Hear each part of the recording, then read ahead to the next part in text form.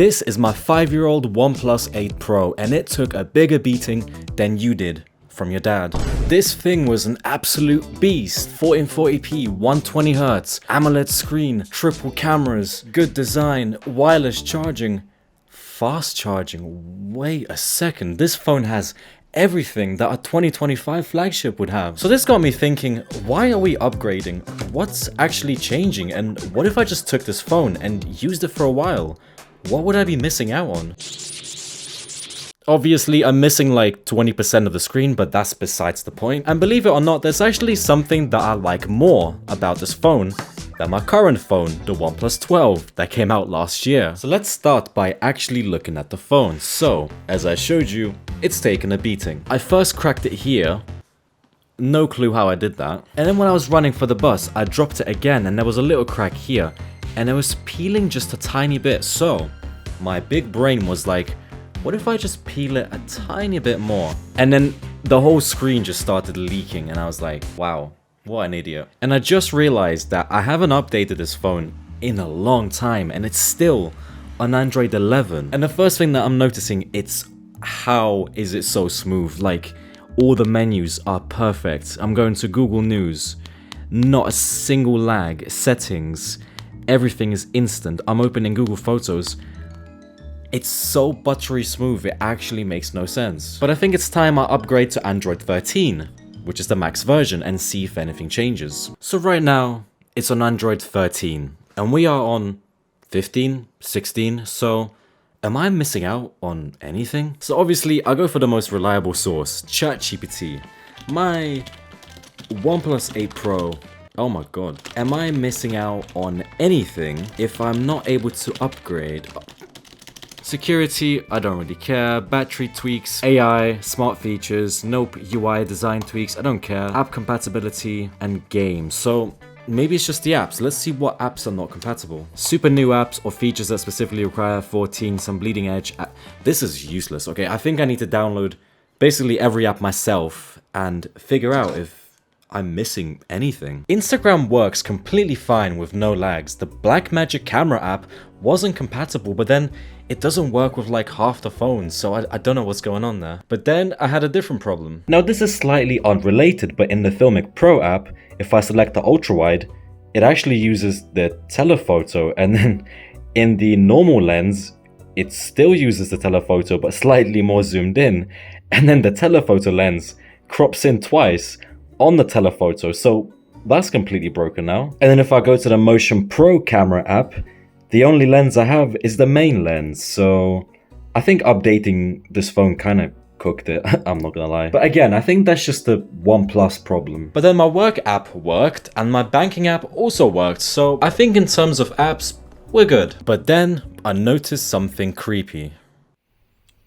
What the hell? This phone just decides to have random seizures throughout the day, which is probably what happens after you're abused like that. 2020 is the year that this phone came out. It was also the pandemic year, but it was also the year that technology was moving really quickly. It was the year that we got the first Ultra phone from Samsung with 8K video and 108 megapixels. Flagships were just starting to get high refresh rate screens, and we've only had one foldable at this point. Huawei just got banned and 5G was just starting to become a thing. And ChatGPT and even most of the AI stuff wasn't even a thing back then. So for this phone to come out and give us basically everything made it really special. It really felt like phones were changing with hardware without any AI stuff. And back then, iPhones were really behind because they didn't have USB-C or customization or like anything. They didn't even have OLED screens on their base models. What?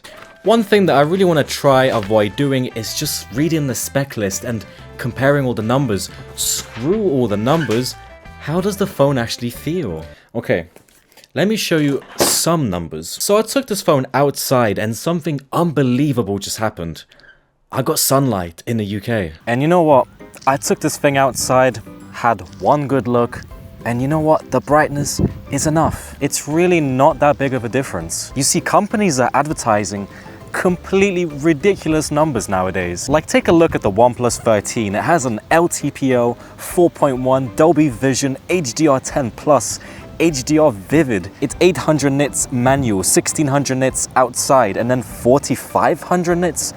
What are you even talking about? And then you go to the actual lab results that you get from GSM Arena, and it turns out that it's only 1200 nits full screen brightness in direct sunlight, and the 5-year-old OnePlus 8 Pro gets about 800. That is not a massive difference. It's basically all just marketing. This phone came out before AI was even a thing, and you can clearly tell because there's no AI on this phone anywhere. And by default, holding the power button doesn't do anything. It doesn't launch any assistance. See, usually I'd be like, oh, I hate AI. I don't want it to summarize my emails or to tamper with my faces or to find restaurants for me. But I think that OnePlus has genuinely got some useful AI features that I would be missing out. Like take this photo for example, I click edit and I can do AI recompose. It will crop the image and pick a composition for me, and then I can AI remove certain objects like smudges, and then I can AI upscale and add some detail with sharpening because I've just cropped the image. And then, I know this is not AI, but some of the filters that OnePlus gives are so good, and I genuinely use them all the time. And going back to the OnePlus 8 Pro,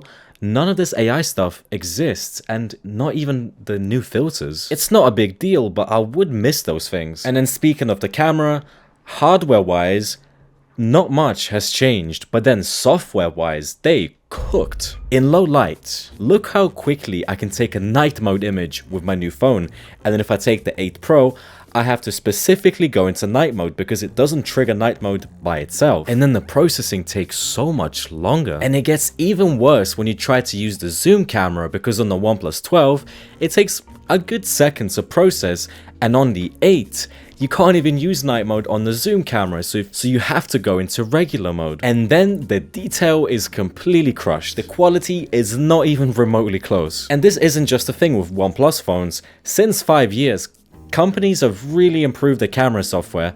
Maybe not the hardware, but definitely the software. Like, that makes no sense. This 5-year-old phone has a bigger ultra-wide than most other flagships, even the newest S25 Ultra. How does that make sense? And that's if you even care about the camera. Now, while testing the phone, something terrible happened. I broke it. Let me explain what happened. So the night before my day out, I was charging it overnight, and then again, this happened. Bro, how scary is this? I'm trying to sleep and this thing just randomly wakes me up with this scary light. And when it was fully charged in the morning, I almost broke it. But that's just subtle foreshadowing. It was the calm before the storm. The phone was working perfectly fine. I was even thinking, wow, apart from the broken screen, I can barely notice the difference.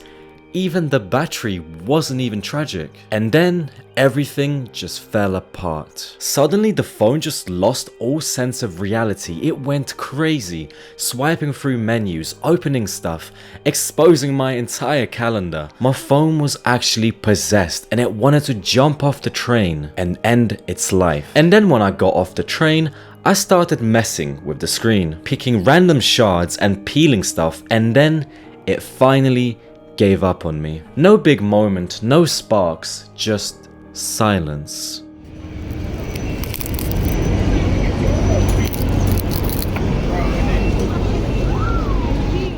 And in a strange way, it felt right. It's been holding on to me, and now more than ever, it felt like the right time to say goodbye. It didn't feel like I broke the phone. I set it free. I loved using this phone, and the only reason I upgraded is because I cracked it before.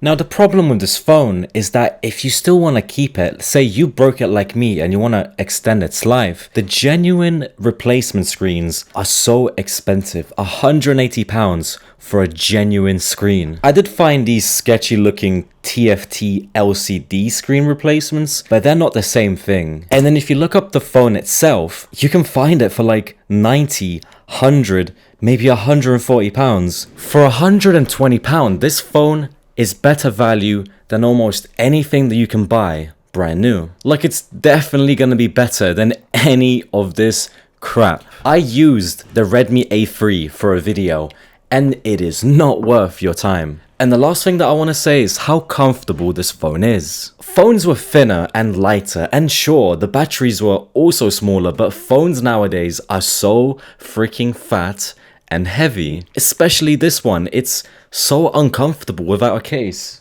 If battery is your concern, maybe you should upgrade, but everything else, it's just not that big of a deal. It's not really worth an upgrade.